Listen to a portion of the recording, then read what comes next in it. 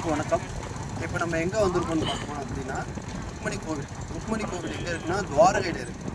இந்த ருக்மணி கோவில் என்ன சிறப்புன்னு பார்த்தோன்னா, நம்ம துவாரகையில் கிருஷ்ணர் வாழ்ந்த காலகட்டத்தில் அவங்க ஊரில் வந்து ஒரு தேர் இருக்கிற திருவிழா நடக்கும். அப்போ தேர் இருக்கிற திருவிழாவுக்கு வந்து துர்வாச முனிவரை வந்து அவங்க வந்து கூப்பிடுவாங்க, அதாவது சீஃப் கெஸ்ட்டாக கூப்பிடுவாங்க. அப்படி அந்த தேருக்கு திருவிழா நடந்துக்கிறப்ப இந்த ருக்மணி அம்மாவுக்கு வந்து தண்ணி தாக எடுத்தப்ப கிருஷ்ண பகவான் வந்து அவருடைய கால்னால நிலத்தில் ஏற்றி தண்ணி வந்து கீழே இருந்து வரும், சரிங்களா? அப்படி வரும்போது இந்த அம்மா வந்து துர்வாச முனிவர்கிட்ட தண்ணி வேணுமான்னு கேட்காம அவங்களே குடிச்சிருவாங்க.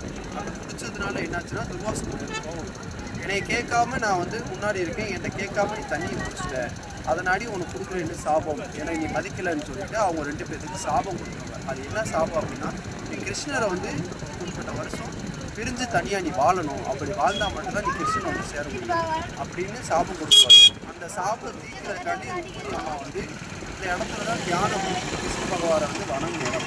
இந்த இடத்துல ருக்மணி தேவியுடைய சன்னதி மட்டும்தான் இருக்கும். துவாரகை வர முடியாதவங்க இந்த வீடியோவில் இந்த கோவிலை நீங்கள் வந்து பார்த்துக்கலாம். நன்றி.